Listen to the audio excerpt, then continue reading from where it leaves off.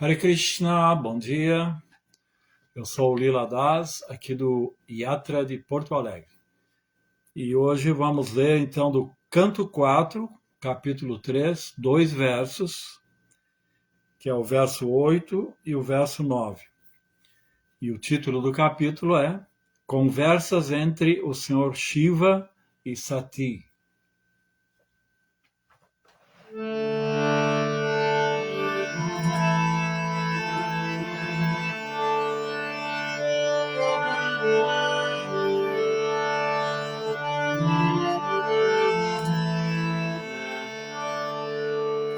Shri Radha Madhava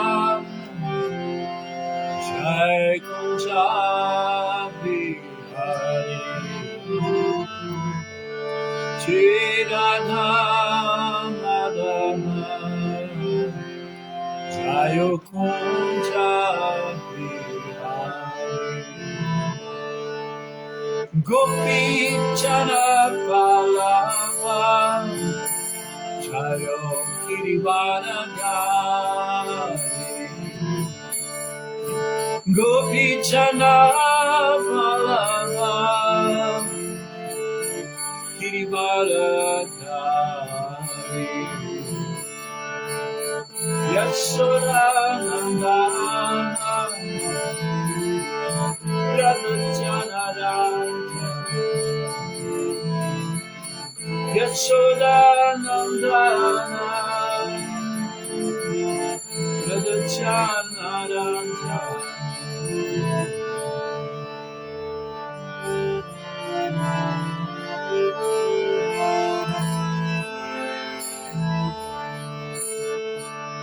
Shri Radha Madhava Jai Kunja Bihari Shri Radha Madhava Jai Kunja Bihari Gopi Chana Balava Jayo Girivaradari Gopi Chana Balava Girivaradari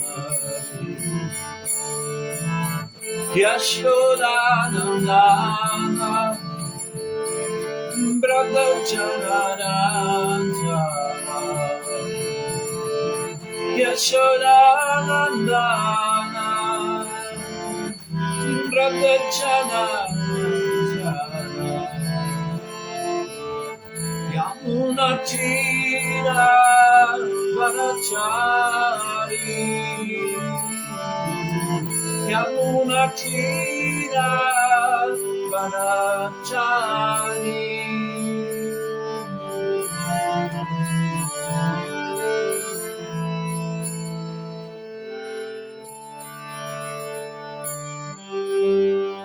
Om Namo Bhagavate Vasudevaya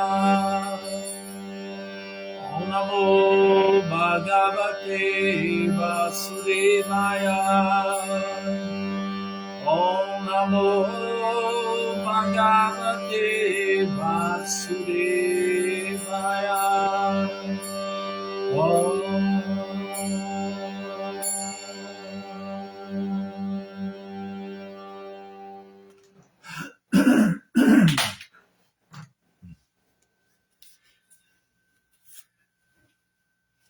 Verso 8.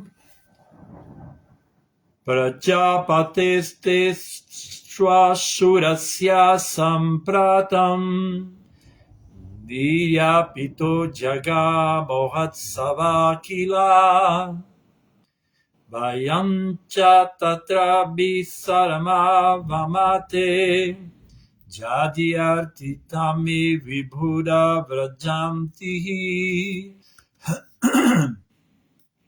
Sati Uvacha, Sati disse, Prajapate de Daksha, de teu, Shwa Shu Rasya, de teu sogro, Sampratam, hoje, Nirapitaha, foi começado, Jagamaha Utsavaha, um grande sacrifício. Kila, certamente. Vayam, nós, cha e tatra, lá.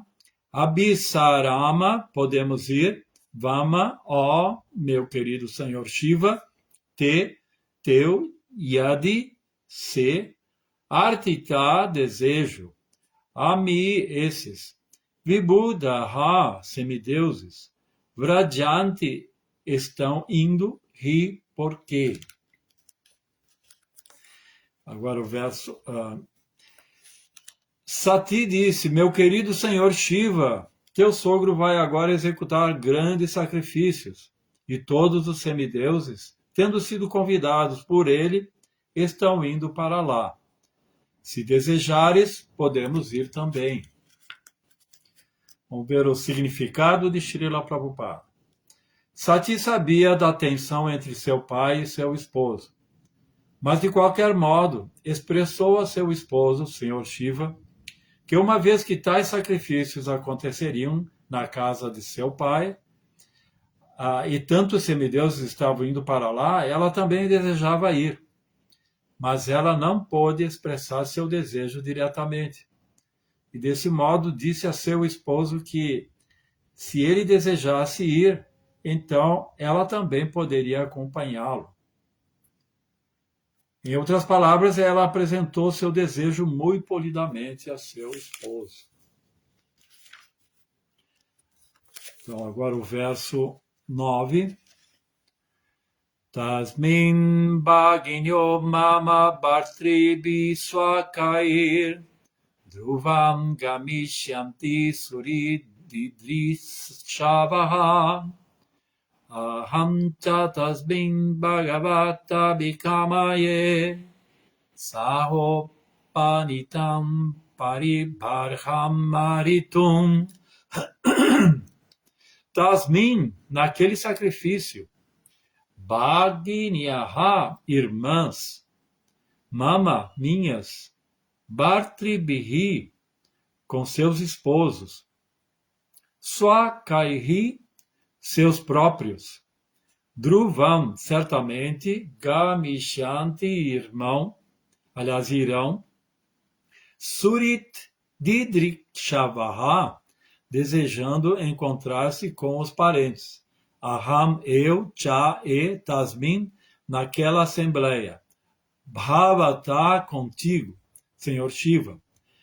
Abhikamaye, desejo. Saha, com. Upanitam, dados. Paribarham, adornos de decoração. Arhitum, aceitar. A tradução: acho que todas as minhas irmãs devem ter ido a essa grande cerimônia de sacrifício, juntamente com seus esposos, só para ver seus parentes. Eu também desejo enfeitar-me com os adornos que meu pai me deu e ir contigo participar daquela assembleia. Tradução de Srila Prabhupada. Ou significado, né?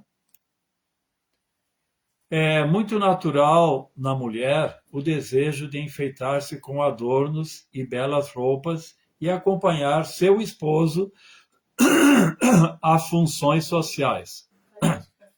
Desculpe. Encontrar-se com amigos e parentes e gozar da vida dessa maneira. Essa propensão não é incomum, pois a mulher é o princípio básico do gozo material. Portanto, em sânscrito, a palavra para mulher é stri, que significa aquela que expande o campo de gozo material. No mundo material, há atração entre homem e mulher. É este o arranjo da vida condicionada. A mulher atrai o homem e, dessa maneira, aumenta o campo de atividades materiais, envolvendo casa, riqueza, filhos e amizade. E assim, ao invés de diminuirmos nossas necessidades materiais, enredamo-nos no gozo material. O Senhor Shiva, contudo, é diferente. Por isso seu nome é Shiva. Ele não se sente absolutamente atraído pelo gozo material. Embora sua esposa Sati fosse filha de um eminente líder e lhe fosse dada a pedido de Brahma. O Senhor Shiva estava relutante, mas Sati, como uma mulher, a filha de um rei, queria desfrute. Ela queria ir à casa de seu pai, assim como suas outras irmãs o deviam ter feito, e encontrar-se com elas para gozar da vida social. Ela indicou especificamente aqui que se enfeitaria com os adornos dados pelo seu pai. Ela não disse que se enfeitaria com os adornos dados pelo seu esposo, porque seu esposo era indiferente a todos esses assuntos. Ele não sabia como enfeitar sua esposa e tomar parte na vida social, porque estava sempre em êxtase pensando na suprema personalidade de Deus.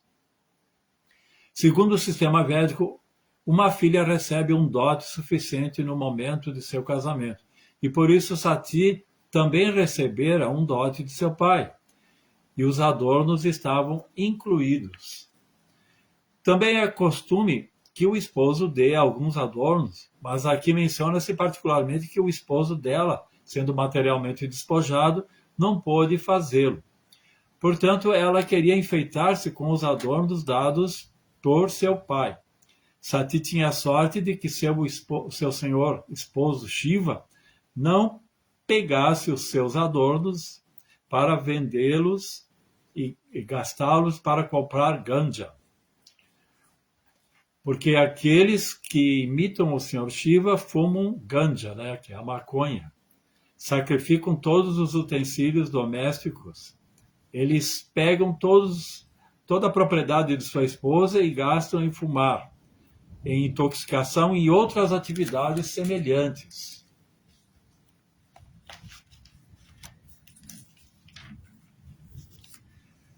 Amagyana Timirandasya Gyananjana Chalakaya Chakshurum Militam Nadjena Tasmai Shri Gurave Namaha. Nasci na mais obscura ignorância e meu mestre espiritual está iluminando os meus olhos com a archote do conhecimento, por isso lhe rendo minhas mais humildes e respeitosas reverências. Namaon Vishnu Padaya Krishna Prestaya Bhutale Srimati Dainanda Goswami Tinamine. Namaste Guru Hamsaya Paramananda Medase Prabhupada Pramadaya Dusa Siddhanta Nasne. Namaon Vishnu Padaya Krishna Prestaya Bhutale Srimati Bhakti Vedanta Swami Tinamine. Namaste Sarasvati Devi Gauravani Pracharine Nirvishesha Sunyavari Pastachya Deshatarine. Então vamos ao verso 8. Então aqui nós vemos que depois de Sati estar vivendo muitos anos com seu Shiva, porque para contextualizar esse verso é importante para quem talvez não esteja acompanhando todo esse episódio, lembremos que Sati casou-se com o Senhor Shiva. O seu pai Daksha era um rei muito poderoso, o líder dos Prajapatis, e muito rico, muito famoso, muito poderoso e muito orgulhoso. E claro que o desejo de Daksha como Prajapati, o seu dharma era gerar prole. E é claro que ele desejaria que sua filha se casasse com um príncipe e assim tivesse muitos filhos. Mas não aconteceu isso. Na verdade, Sati era uma devota do Senhor Shiva e desde a infância ela meditava em casar-se com o Senhor Shiva. Porém, aos olhos de Daksha, Shiva era um renunciante, destituído de riqueza, de bens materiais, um louco, um excêntrico, alguém que untava seu corpo com cinzas de crematório. Não era isso que seu pai Daksha desejava como genro. Mas o desejo de sua filha era muito intenso e ela praticou certas austeridades e meditava sempre em Shiva.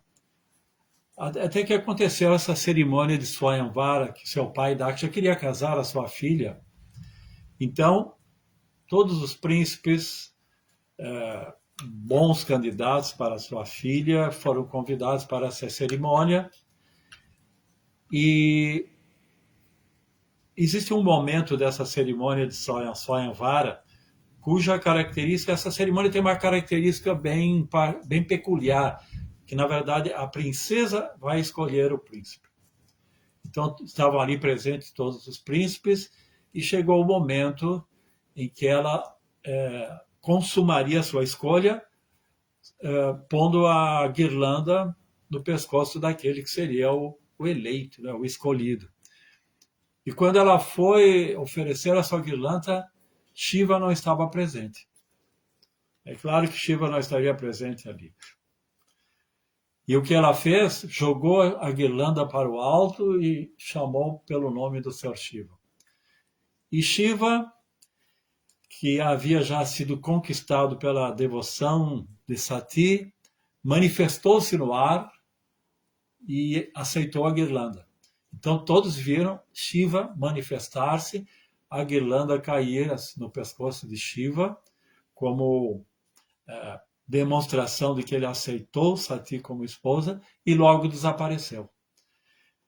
E aí então isso foi um escândalo, porque o seu pai detestou essa escolha e ofendeu o Senhor Shiva, e depois toda a história continua.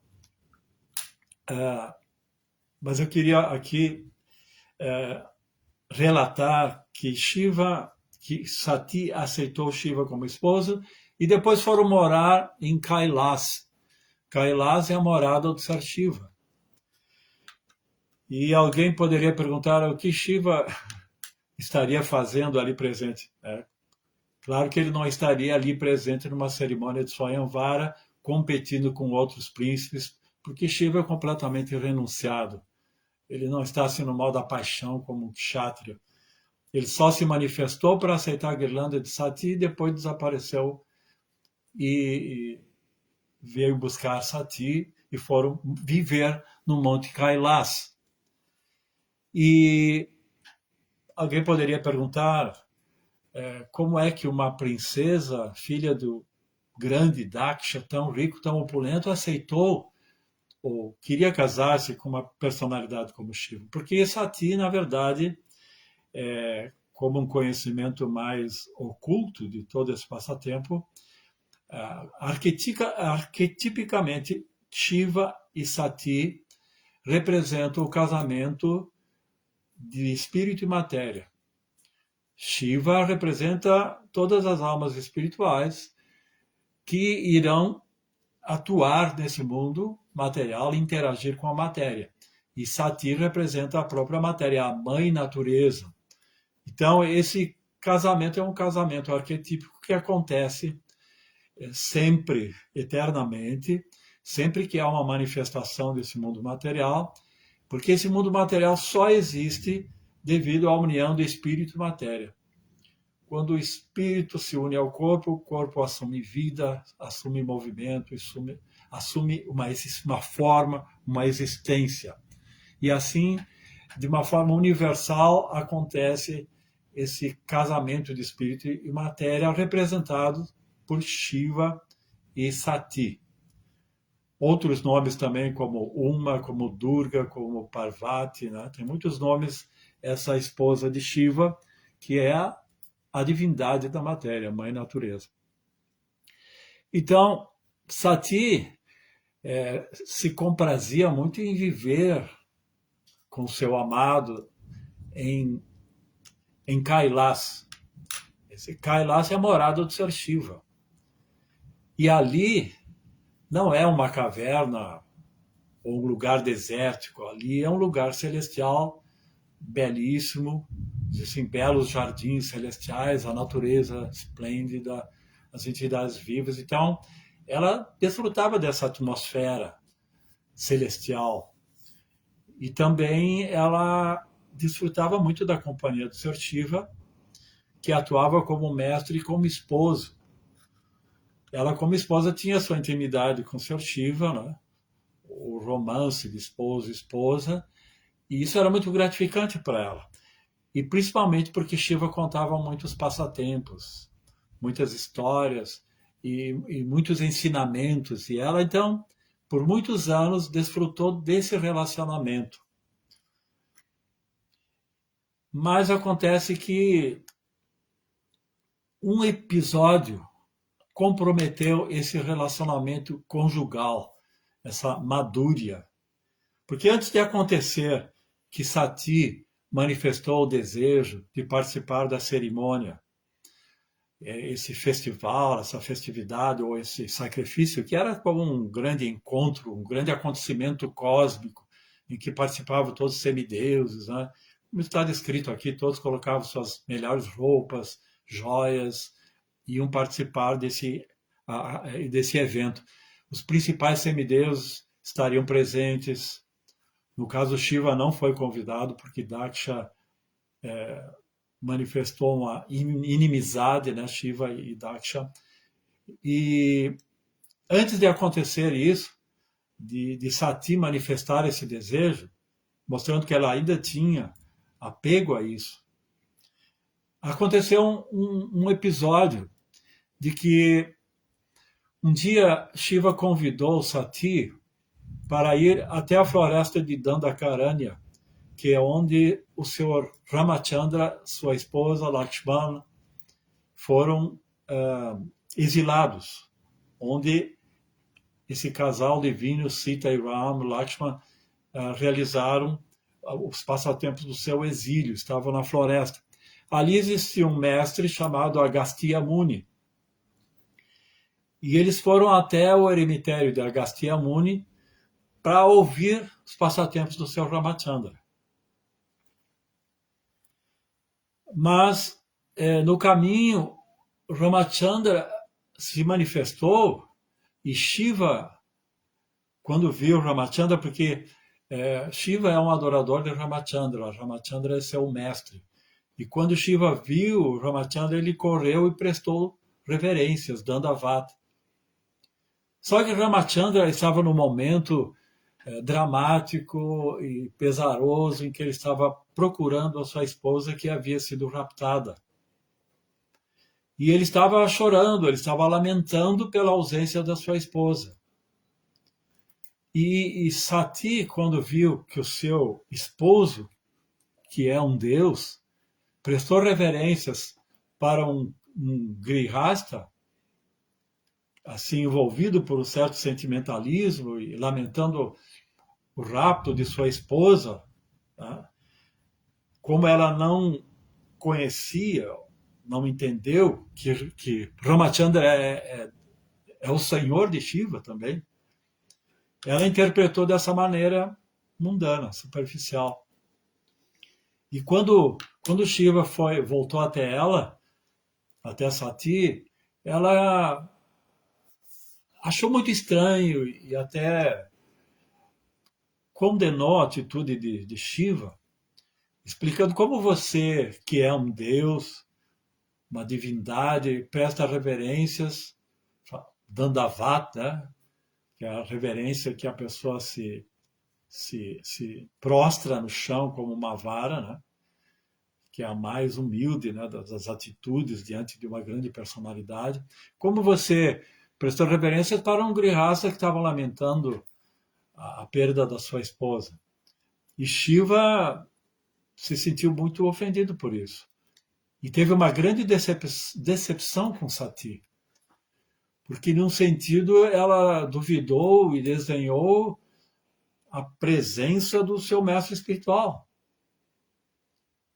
E então Shiva explicou, não, esse é Ramachandra, esse é meu mestre, esse é o Senhor Supremo. E ela ainda estava duvidando disso. Então Shiva disse, você quer testar se ele é realmente Deus ou não? Pode fazer seu teste. Então ela quis testar. Aí, enquanto Shiva estava conversando com Agastya Muni, Sati foi procurar onde estava Ramachandra e a estratégia dela, o teste dela, era disfarçar-se, assumir com seu poder místico a forma de Sita, que é a esposa que Rama estava procurando. Então ela assumiu a forma de Sita, e quando Ramachandra viu, ele só, você está aqui, mãe Sati. Ele não viu, ele não viu Sita, a esposa dele, ele viu Sati, porque ele não ia se deixar iludir por essa representação falsa. Aí ele reverenciou e glorificou Sati, a esposa de Shiva, como a divina mãe. Ele viu-a como uma mãe e perguntou onde está o Senhor, o seu esposo, o Senhor Shiva. Né? O que você está fazendo aqui na floresta? Né? Então ela ficou assim, pesarosa por ter cometido uma ofensa. Ela viu que realmente ele não caiu nessa farsa e que ele era o Rama, o mestre de Shiva, o Senhor Supremo. Aí ela voltou, cabisbaixa, né? Viu que tinha feito algo muito errado e voltou até o Senhor Shiva e Shiva perguntou: então, como foi seu teste com Ramachandra? Ela disse: ela mentiu. Eu não fiz nenhum teste. Na verdade, eu só prestei reverências para ele, porque ele é Deus, ele é o Senhor Supremo. E agora estou aqui. Aí Shiva ficou mais decepcionado. Então, Shiva meditou rapidamente para visualizar o que tinha acontecido. Ele não estava lá presente, mas através da sua meditação, ele reviu tudo aquilo que tinha acontecido. Isto é, que a sua esposa, Sati, disfarçou-se de Sita, a esposa de Ramachandra, para testar Ramachandra, porque se Ramachandra contemplasse aquela imitação de Sita e abraçasse, então ele não teria passado no teste, porque ele não seria onisciente, ele se enganaria com as aparências e Deus não se engana com aparências. E isso não aconteceu. Só que na meditação, Shiva analisou a estratégia de Sati, de transformar-se, estratégia muito ousada e desrespeitosa, de transformar-se em Sita. E aí ele ficou muito decepcionado, e nesse momento ele fez um voto de nunca mais ter intimidade com a sua esposa Sati. E aqui tem um significado bastante oculto, bem hermenêutico, né, na verdade. Que se Ramachandra é o mestre de Shiva, a esposa de Ramachandra, Sati, Sita, a esposa de Ramachandra, Sita, deve ser respeitada exatamente como seu mestre. E ele viu que sua esposa se transformou em Sita. Então ele resolveu nunca mais tocar nela, nunca mais ter intimidade com Sati. Porque, na verdade, ali tem um significado interessante, porque a esposa de Shiva, Sati, ela também é Sita, ela é uma expansão de Sita, porque existe toda uma hierarquia universal da Shakti, a energia Shakti Kundalini, que começa com Srimati Radharani, depois Lakshmi Devi, aliás, depois Sita, depois Lakshmi e depois Sati ou Durga. Né? A Radharani, ela se manifesta no mundo material como Durga, como Sati, como Parvati. Então, isso desconcertou Shiva. E assim ele sentiu que não podia mais ter intimidade com Sati. Porque Sati também é uma expansão de Sita, que é a esposa do seu mestre espiritual. Interessante isso. E isso foi uma reação para Sati. Foi uma reação. Como ela desrespeitou o mestre espiritual do seu esposo, o seu esposo ficou descontente. E isso foi uma resposta à sua ousadia, foi uma reação. E a partir desse momento, Shiva tratou-a como discípula e não como esposa. Quer dizer, da condição de Madhurya, decaiu para a condição de Dasya. E assim eles conviveram no eremitério. Quando Shiva voltou para o eremitério, ele não dava muita atenção mais para Sati e ficava muito tempo só meditando. E Sati começou a se sentir rejeitada, não tinha mais aquele carinho, aquela compensação, e a mente dela começou a se voltar para o passado e lembrar quando ela vivia com suas irmãs, com sua mãe, com seu pai.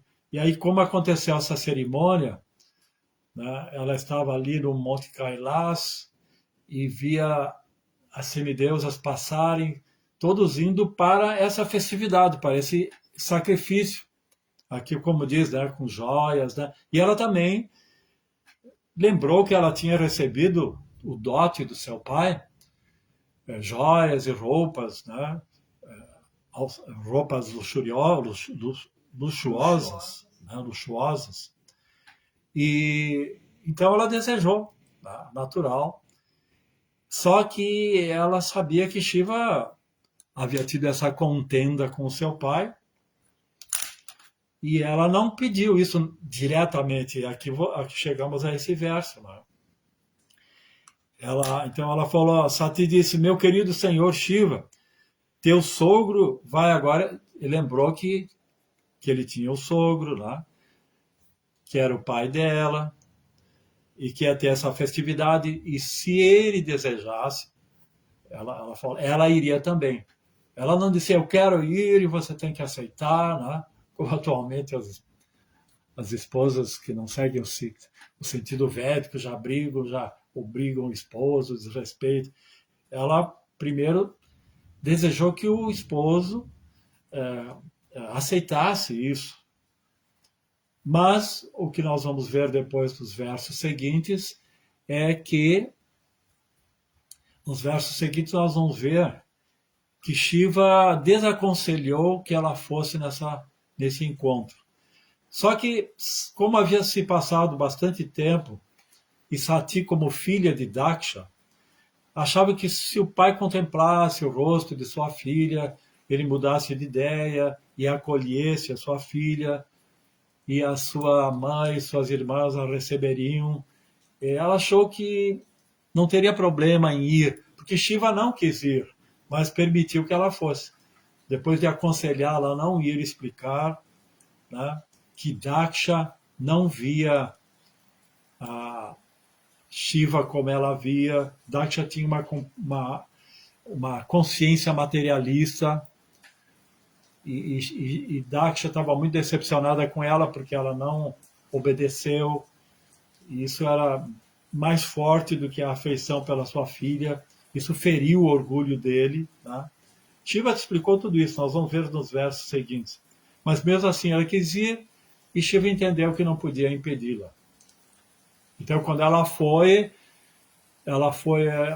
viu que Shiva, um dos semideuses principais, sempre participa desses sacrifícios, não estava presente, e foi desrespeitado, o seu pai insultou, as irmãs e a mãe abraçaram e receberam bem, mas as outras pessoas tiveram certo receio de recebê-la bem e abraçá-la, porque eram influenciados pelo poder de Daksha. Então ela ficou tão ofendida com tudo isso que ela entendeu que a única coisa que ligava ela ao seu pai era o seu corpo, que era uma dádiva do seu pai. Então ela resolveu com o poder místico, poder ígneo, acionar o fogo do seu corpo e auto-imolou-se, transformando seu corpo em cinzas. Isso diante de todos, né? Isso foi muito dramático. Depois vamos ver que Shiva ficou sabendo disso e mandou seus enviados e toda a cerimônia foi destruída.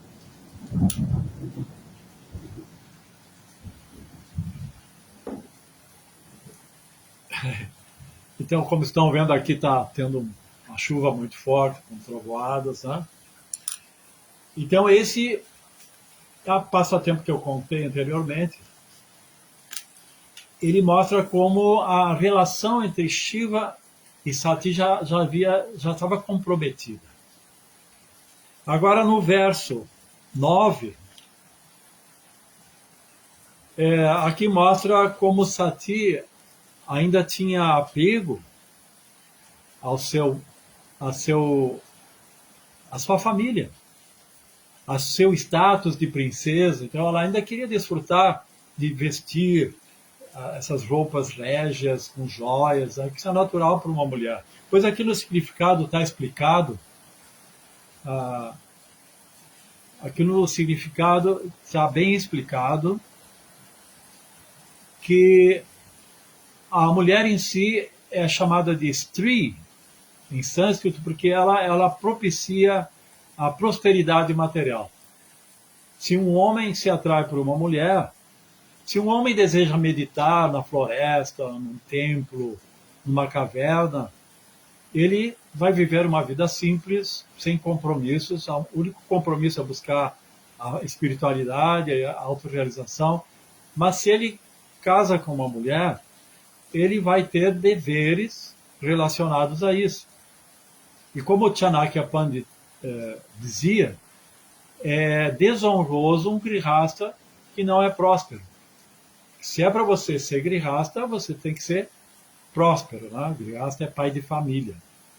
E nesse sentido você tem que satisfazer os desejos da sua esposa, as necessidades de seus filhos, e você tem que ter certa prosperidade, você tem que dar conta a essa sua escolha. E isso implica, então, ter emprego, objetos dos sentidos, uma casa, atualmente a gente sabe, carro, emprego, toda uma parafernália, e o que gerou, o que acionou a motivação para toda essa prosperidade foi, em última análise, o desejo sexual. Como Platão ele fala, você vai procurar aquilo que não tem. Então, para o desfrute sexual, um homem vai procurar uma mulher vai procurar um homem. Tá? E daí desencadeia, então, todo esse movimento, essa dinâmica que é a vida familiar. Agora, Shiva aceitou Sati, e aí nós vemos que, mesmo no caso de Sati, houve transtornos. Ele foi desonrado pelo seu sogro, tudo aquilo que aconteceu. E nós vemos que na história de Ramachandra também. Ele se casou com Sita, e Sita foi raptada, ele sofreu toda aquela condição do rapto, né? Nós vemos que isso também tem uma didática, isso é exemplar no sentido de que a relação homem e mulher implica nisso tudo, né? Mas a grande maioria das pessoas vão passar pela experiência do casamento. Todos vão passar por isso porque não se pode renunciar de uma forma artificial. Agora também o casamento é abençoado quando é entre devotos. Você pode ter filhos em consciência de Krishna e usar toda essa parafernália, toda essa prosperidade para colaborar com o movimento de Chaitanya Mahaprabhu, com a espiritualidade. Então é tudo uma questão de consciência. O casamento em si não é condenado. O que é condenado é você usar esse aparato todo para o gozo dos sentidos, e não como uma facilidade ou um recurso para fazer caridade. Tá? Então esse é um ponto importante. E sobre Sati,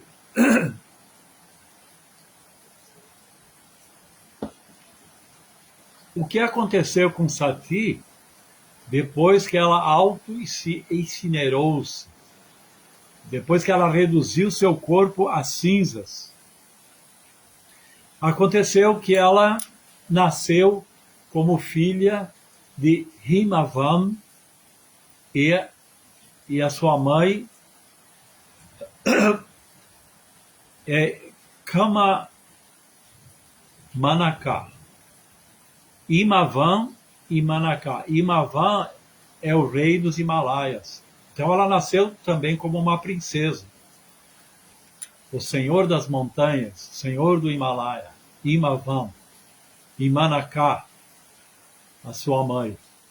Então ela viveu ali como uma princesa também, só que ela lembrava da sua vida anterior e lembrava da sua relação com Shiva.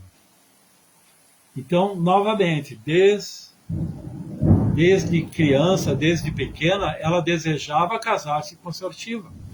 Então agora ela teria que resgatar o relacionamento com o Sr. Shiva, nesta vida também. Aí então aconteceu que no universo, naquele momento, ela já era uma jovem muito bela, uma bela princesa, e nesse momento no universo estava acontecendo um transtorno causado por um demônio chamado Tarakasura. E esse demônio era mais poderoso que o semideus e só tinha algo que poderia acabar com o seu poder, que era, ele só poderia ser vencido por um filho de Parvati. Mas como Shiva, depois que aconteceu esse incidente com Sati, Shiva foi para Kailas, para a floresta, para Kailas, e entrou em meditação profunda. E ele não tinha mais interesse em se casar novamente. Só que era necessário, e os semideus desejavam que ele se casasse novamente e tivesse um filho, e esse filho foi Kartikeya, que é o semideus da guerra. Depois Parvati teria 2 filhos, que é Kartikeya e Ganesha. Então os semideus tinham interesse de promover esse casamento. Isso iria salvar o universo do poder de Tarakasura. Então, como Shiva estava absorto profundamente em meditação, eles tiveram uma estratégia. Eles teriam que despertar Shiva, despertar a paixão de Shiva, porque eles consideraram que essa relação de Shiva com Parvati, com Sati, é uma relação eterna, mas ele teria que sair da sua meditação. E como fazer isso? Isso é muito difícil, seria muito difícil. Mas a estratégia dos semideuses foi de convidar Vasanta e Cupido, né? Que é Kamadeva. Kamadeva, sua esposa Rati e Vasanta iriam até o lugar, o ashram, onde Shiva estava meditando. Então Kamadeva e Parvati também, a belíssima princesa Parvati. E levou uma guirlanda para oferecer a Shiva. Antes disso acontecer, Parvati já sabia onde Shiva estava meditando. E ela às vezes levava oferendas para ele, levava guirlandas, levava frutas. Mas Shiva nunca se interessou, nem sabia quem estava fazendo isso, de tanto que ele estava absorto na sua meditação. Mas dessa vez, essa estratégia dos semideuses era para despertar, fazê-lo abrir os olhos e contemplar o belíssimo rosto de Parvati, e assim a esperança era de reconectar esse relacionamento.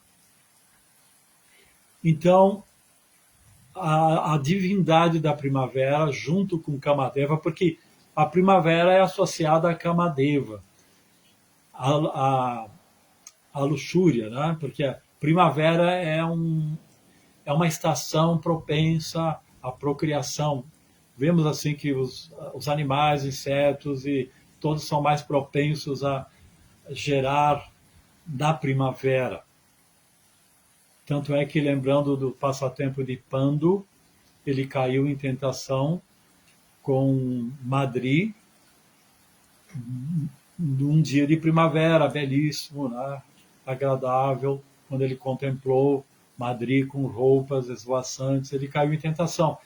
Isso mostra o cenário propício da primavera.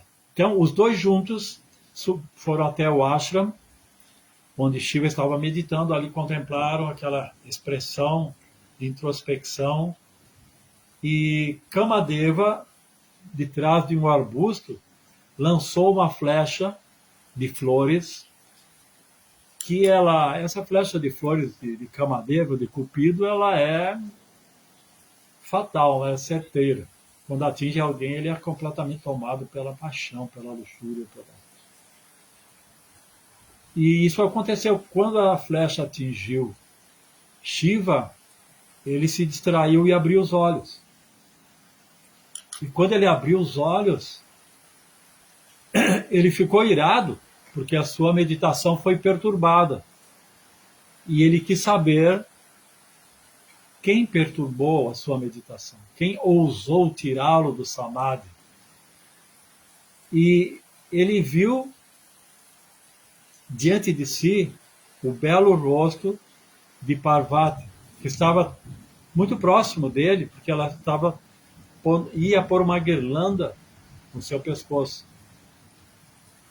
Mas, de soslaio, ele viu, atrás dos arbustos, Kamadeva, escondido, né? Ainda com o arco na mão. Então ele entendeu tudo. E ele não se impressionou com a beleza de Parvati, porque para Shiva a beleza externa não é assim suficiente. Ele não se impressiona com a beleza de uma bela moça. Mas ele estava preocupado em acertar aquele que causou a sua distração, que foi Kamadeva, que estava escondido atrás dos arbustos. Então, do seu terceiro olho, ele eliminou um raio flamejante que transformou Kamadeva em cinzas, para o desespero de sua esposa Rati, que assistiu tudo. Rati é a esposa de Kamadeva. Rati. E aí o que aconteceu é que ele fechou os olhos novamente, entrou em meditação, e o plano, a estratégia, não deu certo. Ele fulminou Kamadeva e voltou para a sua meditação e não se impressionou com a beleza de Parvati, a princesa Parvati. E aí o que aconteceu é que Parvati suplicou para que ressuscitasse Kamadeva. E aí, atendendo às súplicas de Rati e de Parvati, ele ressuscitou Kamadeva, mas ele não teria mais um corpo físico. Kamadeva teria um corpo sutil.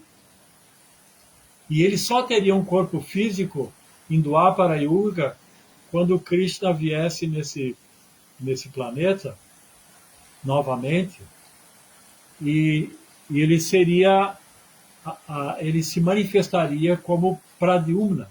E Pradyumna, um dos filhos de Krishna, ele é a encarnação de Cupido, de Kamadeva. Por isso que ele é muito belo, belíssimo.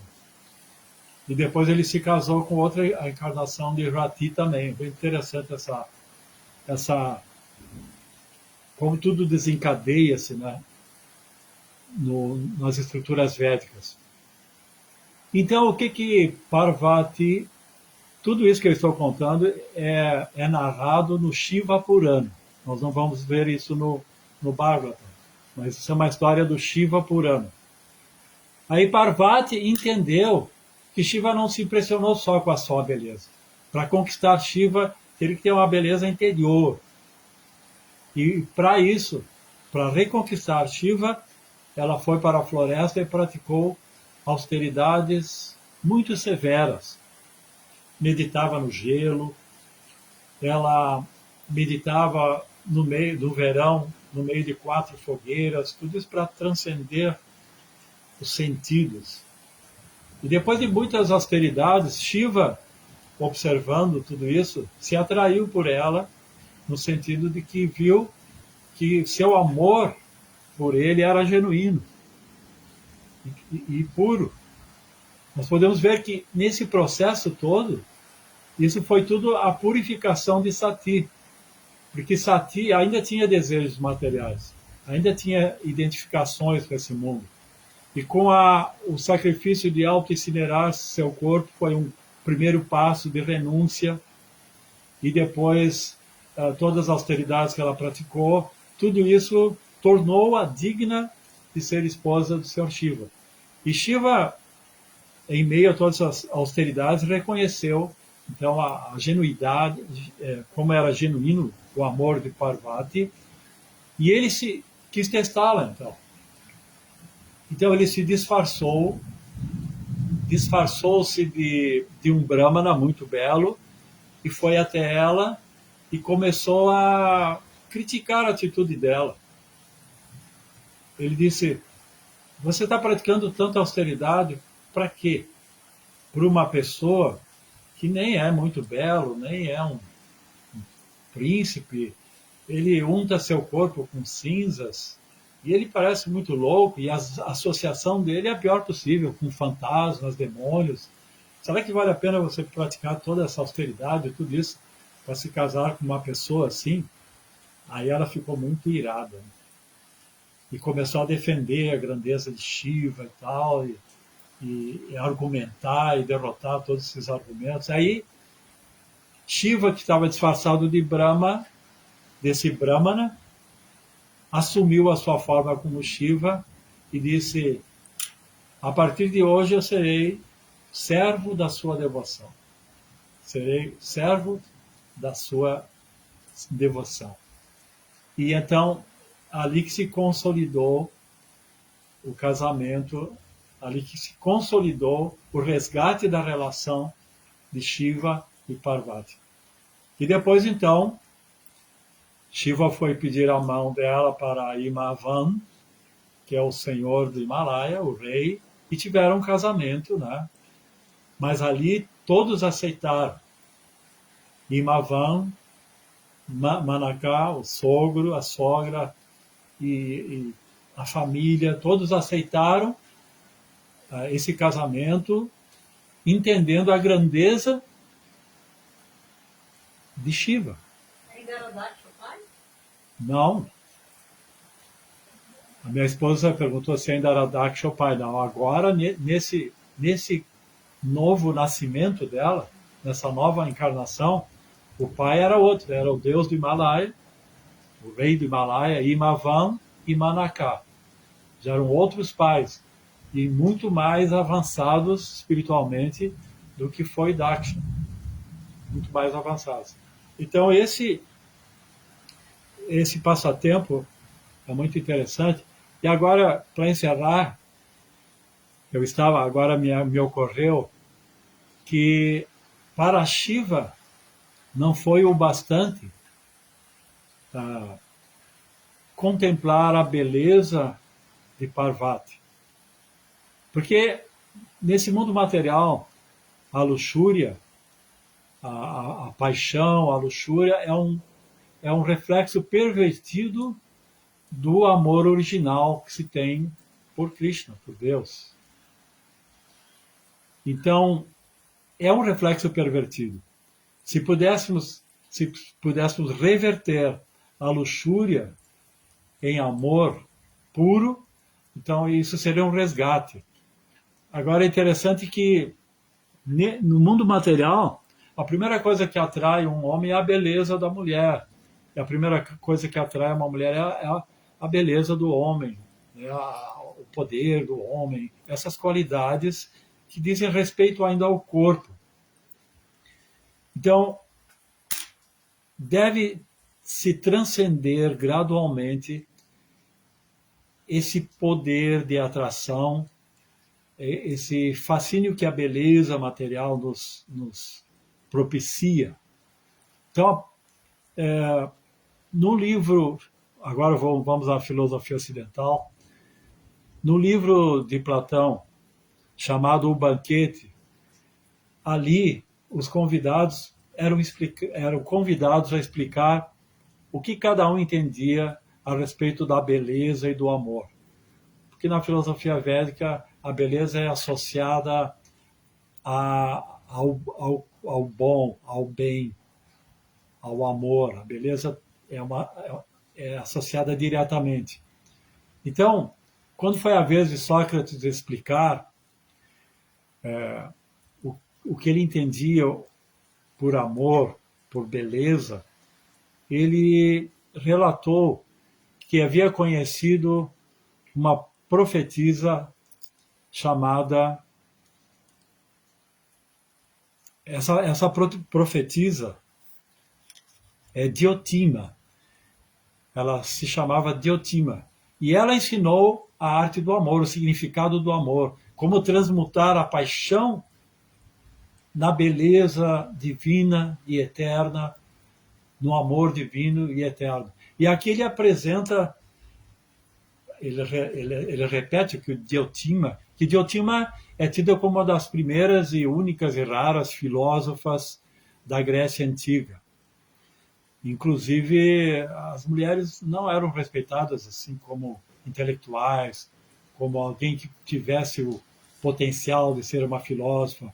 Mas aqui, Platão usou, através do personagem Sócrates, o relato dessa sacerdotisa e sábia filósofa. Então, ela explicava que o primeiro degrau para a ascensão, até chegar ao divino, ele começa justamente pela atração de homem e mulher, no sentido de que o homem vai buscar o que lhe falta e a mulher vai buscar o que lhe falta.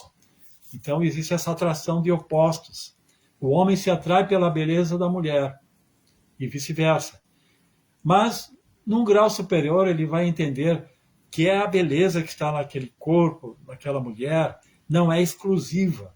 Essa beleza se manifesta em outras mulheres e em outros fenômenos do mundo material.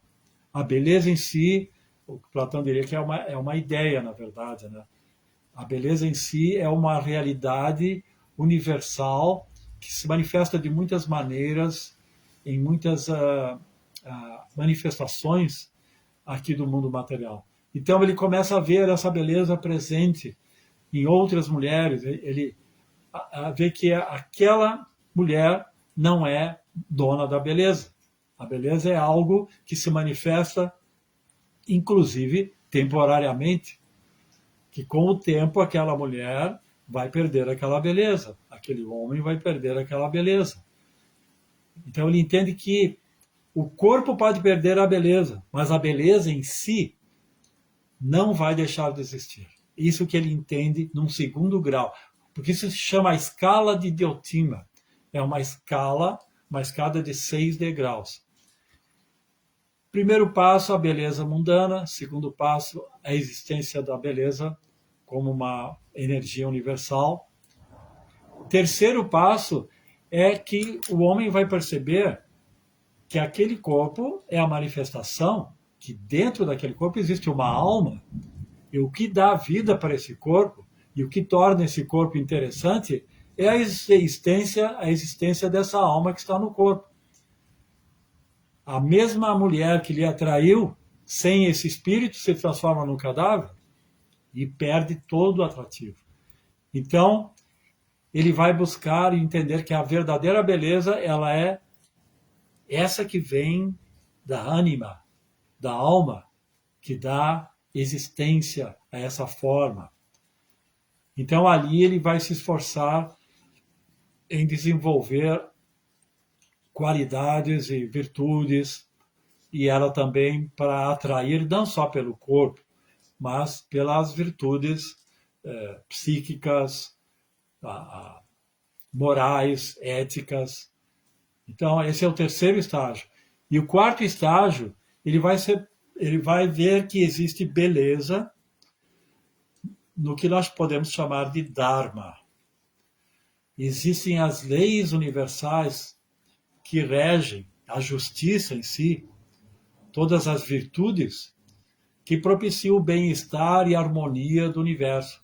Aí vem o Varnashrama, né, toda a questão do Dharma. Existe uma beleza em todas essas leis que harmonizam o universo. Então vocês podem ver que a consciência, o conceito de beleza e de amor está crescendo. E no penúltimo estágio, no quinto estágio, então é o Atato Brahma Jigyasu, é o amor pela verdade, o amor pela sabedoria. Então aqui vem a questão de Jnana, a questão da filosofia. Então a pessoa ama a verdade, né? A filosofia é amigo da verdade, o significado etimológico. Então a pessoa ama essa verdade e vê beleza na verdade, beleza na filosofia, beleza no conhecimento. Então vamos ver que cada estágio que ele alcança, ele vai se desapegando dos estágios inferiores. Quem vê a beleza da alma se desapega de se limitar a ver a beleza de um corpo físico apenas. Embora ele possa valorizar tudo isso, mas em cada estágio ele vai dar o seu devido valor. A beleza física não tem mais valor do que a beleza espiritual, por exemplo. E no último estágio, ele vai encontrar, como diria Platão, a beleza original, a beleza eterna, a ideia do bem, o amor perfeito. O que era antes luxúria, desejo sexual, agora se transforma num amor à causa de tudo isso. Claro que Platão era um impersonalista, mas quando se fala em amor, em paixão se transformar em amor, e nós sabemos que a perfeição disso é a bhakti, é a devoção. É a devoção. Então, no último estágio, vamos encontrar Prema Bhakti, o amor por Krishna, o amor pela fonte da beleza, porque a beleza, na verdade, é uma das opulências de Krishna. Ela é um poder de Lakshmi Devi, que é a esposa de Krishna. Então, a fonte dessa beleza é Krishna. E Prabhupada dizia que o poder do nosso movimento é a beleza de Krishna. Quando uma pessoa realmente vê a beleza. E é muito interessante que Platão apresenta essa graduação, que é um conhecimento ascendente. Mas a consciência de Krishna é descendente. E o que significa isso? Que quem opta pelo processo ascendente começa pela beleza física. Mas quem opta pelo processo descendente da consciência de Krishna, primeiro contempla essa beleza original, essa beleza eterna, essa beleza divina, que é Krishna. Quando você contempla Krishna, você já chegou ao último estágio, mesmo que você não entenda ainda tudo isso. Você viu Krishna, o rosto de Krishna, viu a deidade, mas você ainda não consegue entender a grandeza disso. E aí, com o processo de purificação, e com o conhecimento e com o desapego, com toda a metodologia de Bhakti Yoga, você vai um dia entender que desde o começo você contemplou essa beleza original. Só que você ainda não tinha olhos para ver, não é? Como Jesus Cristo, ele dizia, os puros de coração verão a Deus. Então, qualquer pessoa pode ver Krishna e ali está a beleza original. Mas desenvolver essa devoção, esse amor, essa compreensão de que essa beleza é a origem, o fim de tudo. O Vedanta. Isso precisa, então, conquistar isso. E nós vemos na história de Parvati, de Sati, de uma forma pedagógica, exemplar, como isso acontece. E nós todos também temos o nosso caminho. Temos a nossa ascensão.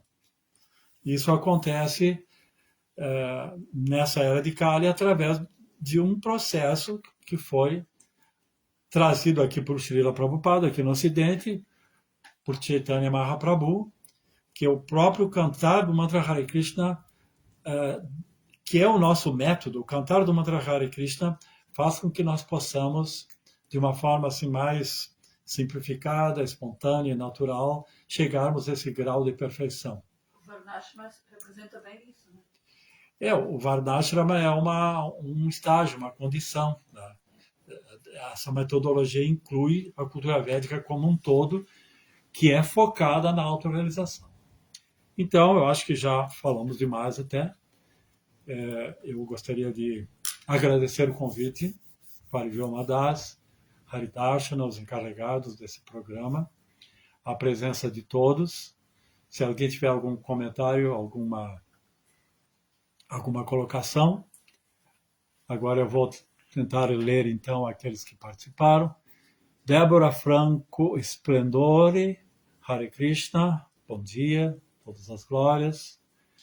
Haridarshana Das, reverências, Lila Das Prabhu, reverências, Hare Krishna. Haridarshana sempre presente. Ontem eu assisti a palestra do Haridarshana, muito interessante. Luiz Rocha Goulart, Hare Krishna.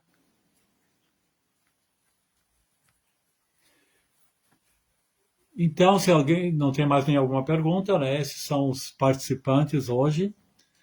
A gente sabe que todas as lives são gravadas e depois outras pessoas podem assistir a live no tempo que lhes cabe, né? Nesse horário, muitos estão trabalhando, então poucos têm o privilégio de poder acompanhar todas essas lives que acontecem do Srimad Bhagavatam. Então, Hare Krishna, desejo um bom dia a todos. Tá? Eu acho que esses são os participantes.